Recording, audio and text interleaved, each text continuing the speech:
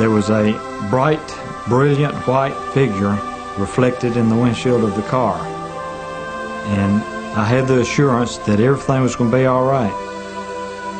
He said, I'm going to be with you for a long time. I've known you all your life, and I've been your guardian angel all of your life. I looked back up, and the face was still there. And it was a warm feeling that the eyes were giving me.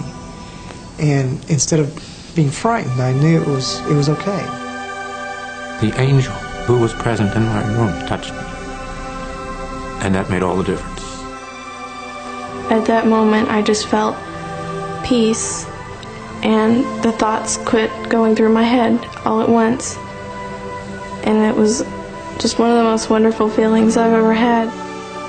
Angels don't want the attention on them. They want us focused beyond them.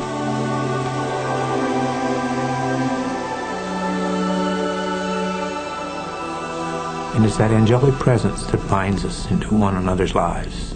Then we become so much more open to each other. Yes, I do. I definitely do.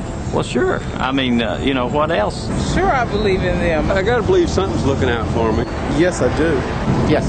Sure, I believe in them. No, I don't. If it had not been for Angel, I wouldn't even be alive today. During the time my father was ill in the hospital, she appeared to me and stayed with me the entire time he was ill.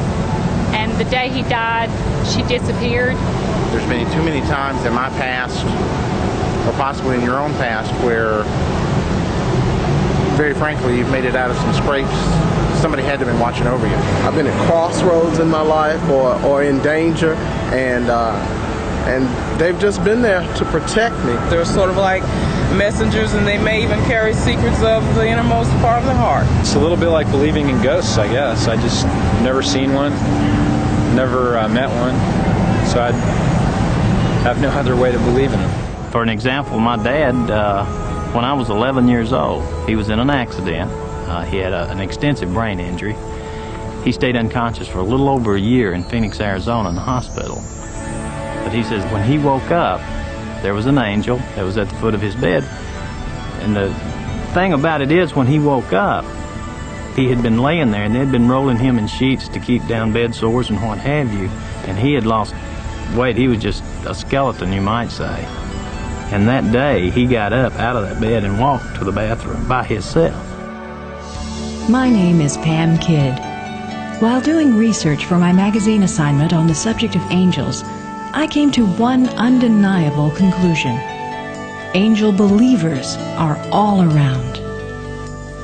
In fact, a recent Time magazine poll announced that 69% of Americans believe that angels exist. And 46% of the population are convinced that they have their own guardian angel. So is this some sort of New Age fad? This year it's angels, next year who knows? Well, actually, if you take a look at the big picture, angels have been a part of people's lives in every age across the planet.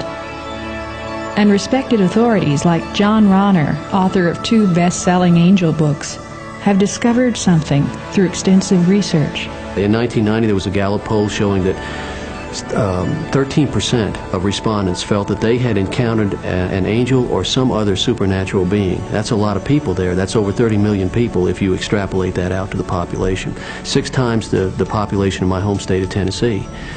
And many polls just like this. The thing that is intriguing about this is the polls are unanimous. They don't deviate one from the other. They all indicate that a substantial minority of us are having these experiences. And if we go back just 150 years in our culture, it was perfectly okay to talk about these things. Our great-grandparents knew about this kind of thing very well and would talk about this, and families would discuss visitations with the deceased and what happened to Grandpa on his deathbed and how he said that he saw a light and saw Grandma coming to him in those last few moments and so on. Then we went through a period, I suppose, into this century where it just became not so respectable to talk about these things, and they were dismissed, and people thought that these were old wives' tales and superstitions. I think what's happening, rather than it being a fad, is that we are reconnecting with a critical part of ourselves that we have been cut off from in Western civilization. We interpret it to be a discovery. Well, it's really not. It's a rediscovery. These things are part and parcel of being a human being, and people have had spiritual experiences as long as there have been people.